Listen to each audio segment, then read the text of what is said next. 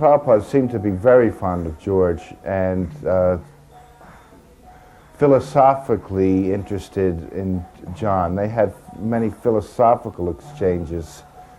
George is a very down-to-earth person, still now.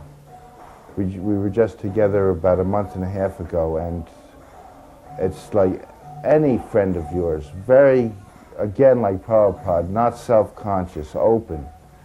And Prabhupada was able to surmise that, so they had a very friendly and respectful, but it was very friendly. George also was friendly and respectful to Prabhupada. And they were talking about addiction, as someone may be addicted to drugs, that we are addicted to Krishna. Now it was interesting at the time, John and Yoko were totally or somewhat addicted to heroin when we were living there too. We didn't know that I didn't know that till later, but it was interesting that Prabhupada, again, reading minds. Now sometimes, if you're just speaking eternal truth, it will cover a situation, but Prabhupada seemed to be able to read minds. Now after that,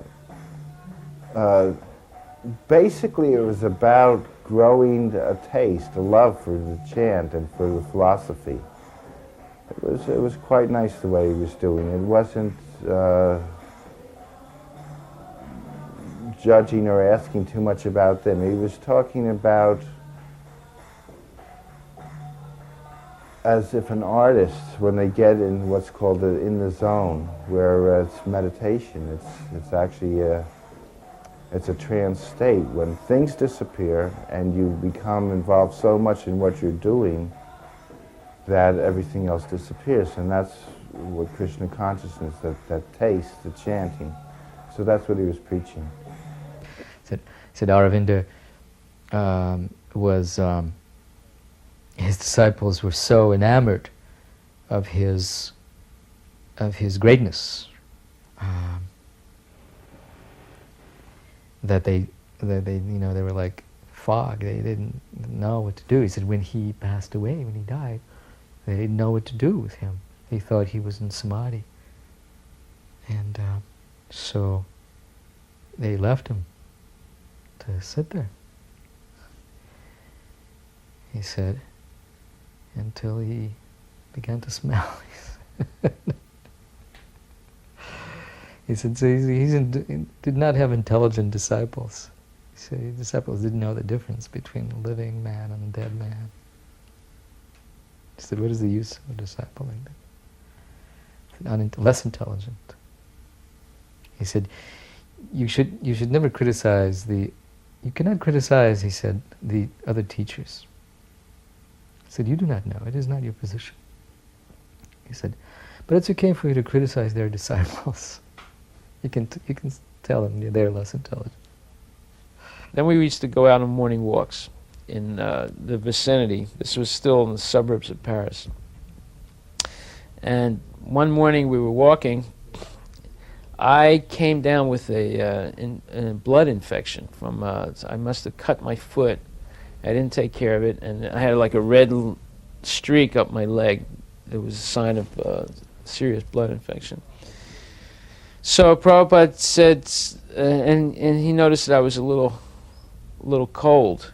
You know, it was a little chilly in the morning. I only had a thin kirtan on. So Prabhupada was asking me, how is your health? And I said, well, it's okay, Prabhupada. He saw I was limping.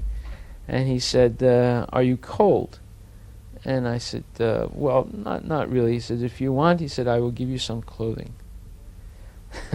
So that was, very considerate of him, that he was, so concerned about myself and my health, and other devotees too.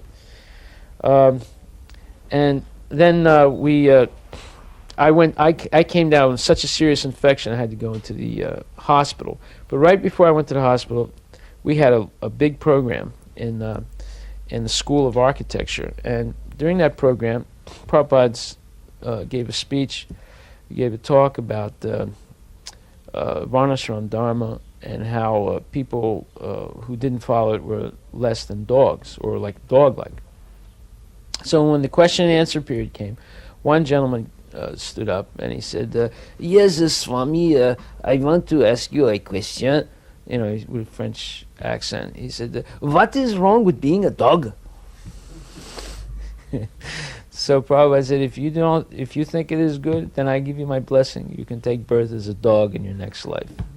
So, you know, when he said that, everyone, all the devotees gasped for breath, you know, because they realized here's the pure devotees giving this guy his benediction to become a dog in his next life.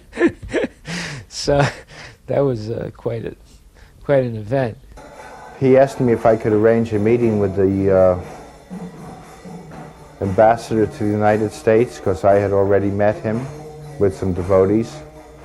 And he was leaving Delhi in 2 days, so he wanted to see if I could do it in a day, or do it before he left, and I was able to arrange it the next day. And so we went there and we took some devotees, I think we took Dinanath and Yadabara. Yadabara was a Peace Corps guy, so we could say he was in the Peace Corps and this man was in the Navy. We didn't necessarily say that he left the Navy for Krishna consciousness, but so it was like sort of like trotting the people up to the showcase. But by this time we were friendly with him. He had already put me together with the Food for Peace people, and I was able to get many tons of food mixtures that we could distribute.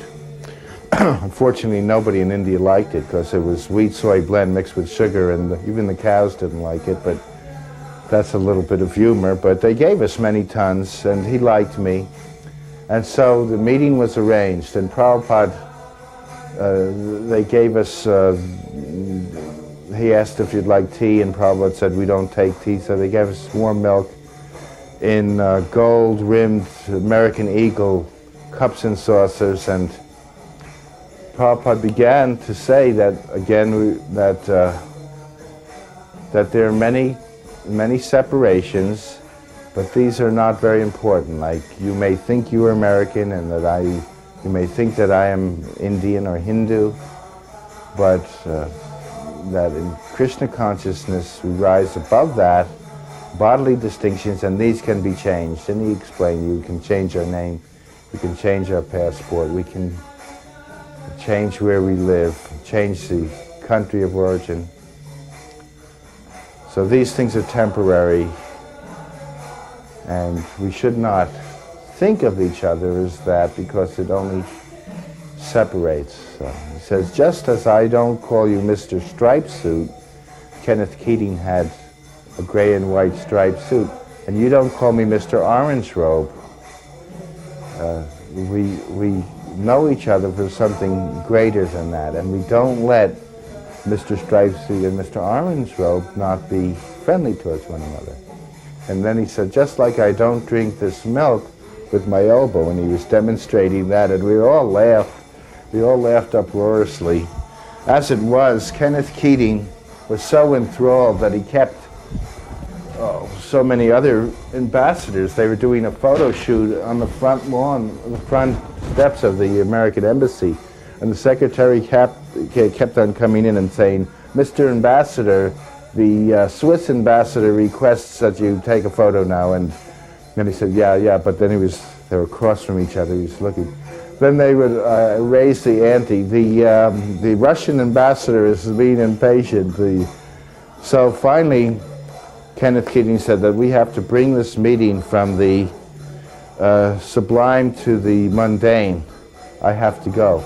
And Prabhupada immediately said, I have to bring this meeting from the sublime to the mundane too. I want to meet your president, who was Nixon at the time. And so Kenneth Keating said that actually he had gotten that request before, and that Mr. Nixon really was not that interested in meeting anybody from India, but he would try.